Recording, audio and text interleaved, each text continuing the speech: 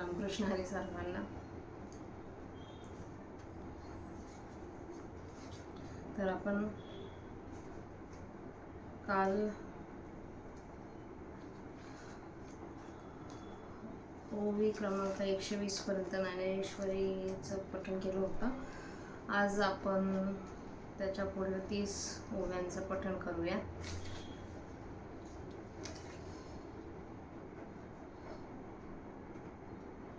त्यापूर्वी ही जी ज्ञानेश्वरी आहे तिच्याबद्दल एक छोटी माहिती मला आज समजली. ती ही की ही परमपूज्य गुरुवर्य प्राचार्य शंकर वामन तथा मामासाहेब दांडेकर यांची ही ज्ञानेश्वरी आहे.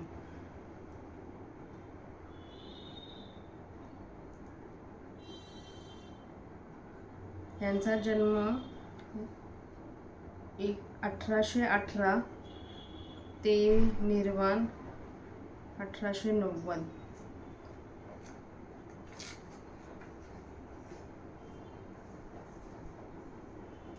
ते म्हणतात, ते ज्ञान पैगा बरवे, जरी मनी आधी आणावे, तरी संताया भजावे सर्व स्वेशे.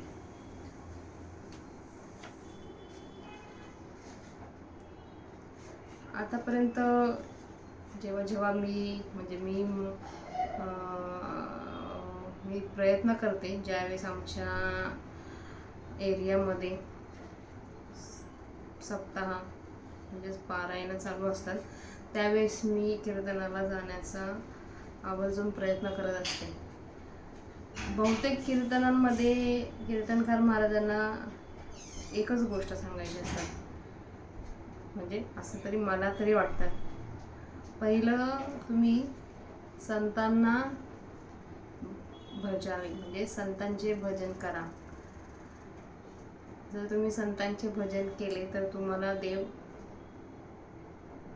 देवापर्यंत पोहोचायला वेळ लागणार नाही, असं सगळ्यांचं म्हणण्याचा उद्देश असतो. सो म्हणून आज आपण गुरुच्या प्रार्थनेपासून सुरुवात करूया.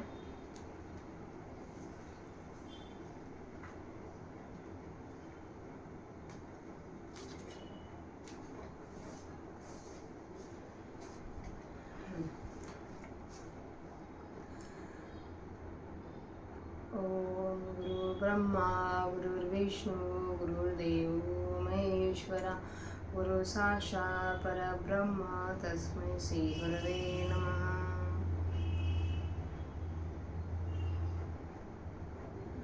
ओम कृष्णाय वासुदेवाय हरे परमात्मने प्रणतः क्लेशनाशाय गोविंदाय नमो नमः. तर ज्ञानेश्वरी पठण करण्यास आपण सुरुवात करू.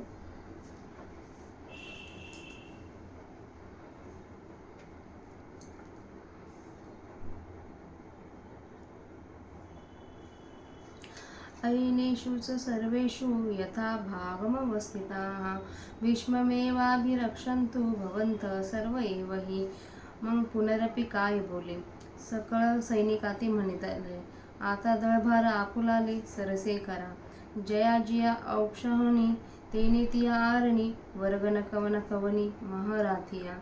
तेने तिया अविरजे भीष्मातळी राहिजे, द्रोणाते म्हणे पाहिजे तुम्ही सकळा.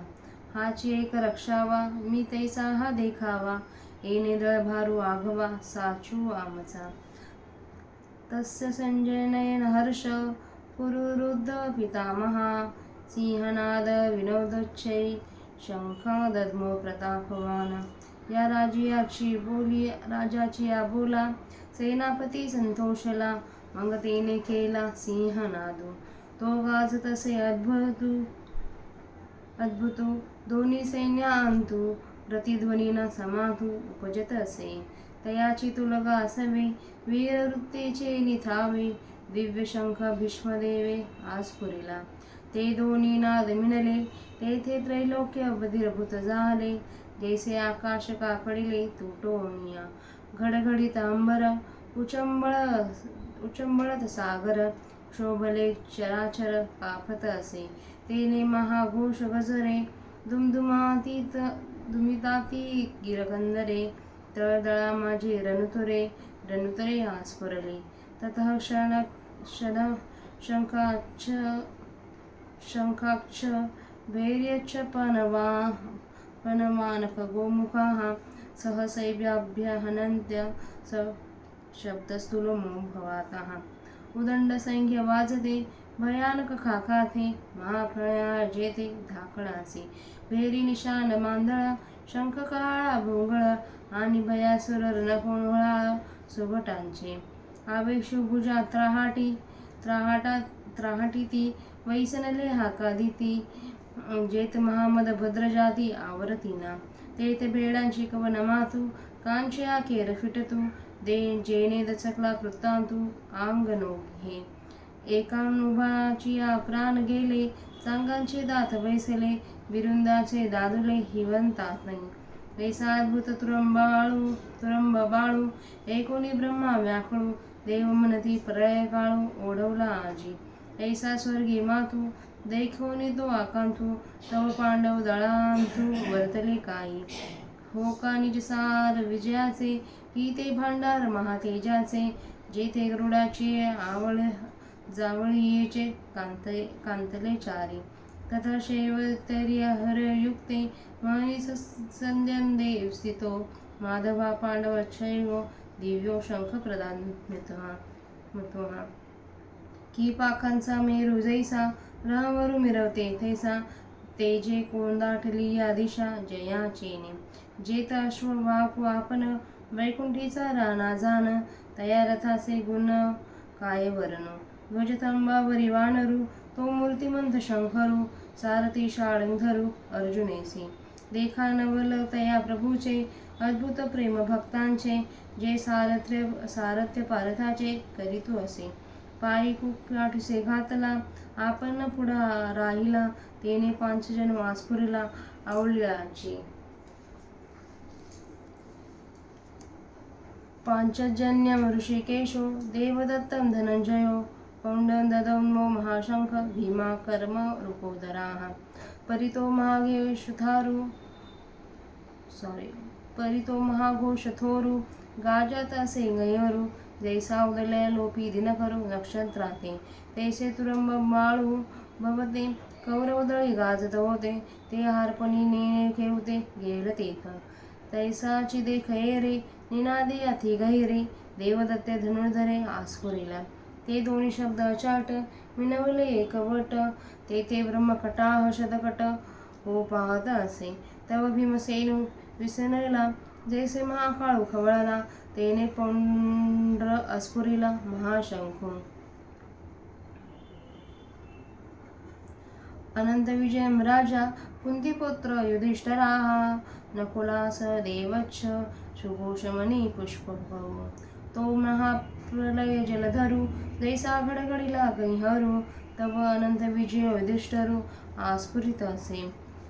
नकुळे सुघोषू सहदेव मणी पुष्पको. जेने नादे अंधको गजबजला ठाके. तर ह्या 30 ओव्यांचा आता मराठीत अर्थ मी वाचते, तुम्ही ऐका.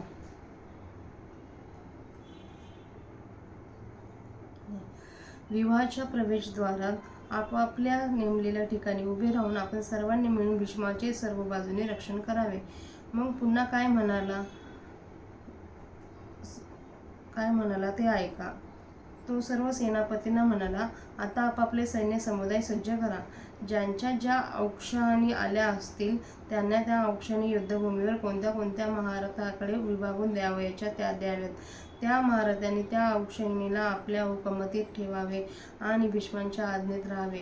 नंतर दुर्योधन द्रोणाचार्यांना म्हणाला, तुम्ही सर्वांवर देखरेख करावी. या भीष्माचे एकट्याचेच रक्षण करावे. यांनी माझ्याप्रमाणेच मानावे. यांच्या योगानेच आमचा हा सर्व सेनाभार समजत आहे. आमच्या सेनेची सर्व मदार यांच्यावर आहे.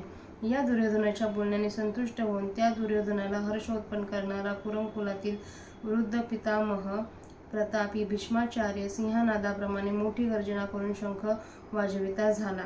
राजाच्या या भाषणाने सेनापती भीष्माला संतोष झाला. मग त्याने सिंहासारखी गर्जना केली. ती गर्जना दोन्ही सैन्यात विलक्षण तऱ्हेने दुमदुमत राहिली. तिचा प्रतिध्वनी आकाशात न मावता पुन्हा पुन्हा उठू लागला. तो प्रतिध्वनी उठत असताच वीरवृत्तीच्या बलाने स्फुरून येऊन भीष्मदेवाने आपला दिव्य शंख वाजविला.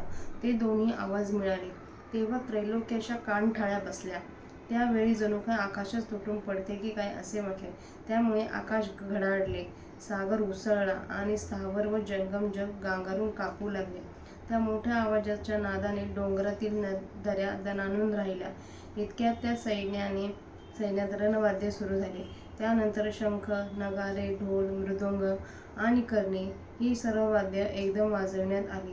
त्यांचा आवाज फार भयंकर झाला. नाना प्रकारची रणवाद्ये जिकडे तिकडे इतकी भयंकर व कर्कश वाजू लागले की मी म्हणणाऱ्यांनाही तो महाप्रलयच वाटू लागला. नौबती, डंके, ढोल, शंख, मोठ्या झांजा व कर्णे, आणखी महायोद्ध्यांच्या भयंकर गर्जना या सर्वांची एकच गर्दी झाली. कित्येक योद्धे आवेशाने दंड ठोकू लागले. कोणी त्वेषाने एकमेकांना युद्धार्थ हाका मारू लागले आणि त्या ठिकाणी मदन उन्मत्त हत्ती आवरेतनसे झाले. अशा स्थितीत भेड्यांची तर गोष्ट कशाला पाहिजे. कच्चे लोक तर कसपटाप्रमाणे उडून गेलेच, पण प्रत्यक्ष यमास धाक पडला तो पायच धरीना. त्यापैकी कित्येकांचे तर उभ्याच उभ्या प्राण गेले. जे धैर्यवान होते त्यांची दात खिळी बसली आणि मी म्हणणारे नामांकित वीर थरथर कापू लागले. असा वाद्यांचा मोठा विलक्षण आवाज ऐकून ब्रह्मदेव व्याकुळ झाला व आज पळायका येऊन ठेपला असे देव म्हणू लागले. तो आकांत पाहून स्वर्गात अशी गोष्ट झाली. इतक्यात इकडे पांडवांच्या सैन्यात काय झाले. जो रथ विजयाचा गाभा किंवा महातेजाचे भांडारच होते, ज्याला गरुडाची बरोबरी करणारे 4 घोडे जुंपले होते. त्यानंतर पांडवांकडे पांढरे शुभ्र घोडे जोडलेल्या महान रथावर आरूढ झालेला श्रीकृष्ण आणि अर्जुन यांनी आपले दिव्य शंख वाजवले व ज्याच्या तेजाने सर्व दिशा भरून गेल्या होत्या असा जो दिव्य रथ तो असा शोभत होता की जणू काही पंख असलेला मेरू पर्वतच. लक्षात घे, ज्या रथावर सारथ्याचे काम करणारा प्रत्यक्ष वैकुंठाचा राजा श्रीकृष्ण आहे, त्या रथाचे गुण काय वर्णावेत. रथावर लावलेल्या निशाणाच्या खांबावर असणारा वानर मारुती हा प्रत्यक्ष शंकरच व शार्ङ्गधर श्रीकृष्ण हा अर्जुनाचा सारथी होता. पहा त्या प्रभूचे नवल. त्याचे भक्ताविषयीचे प्रेम विलक्षण आहे, कारण तो सर्व शक्तिमान परमेश्वर पण अर्जुनाच्या सारथ्याचेही काम करीत होता. आपल्या दासास पाठीशी घालून तो स्वतः युद्धाच्या तोंडावर राहिला. त्या श्रीकृष्णाने पांचजन्य नावाचा शंख लीलेनेच वाजवला.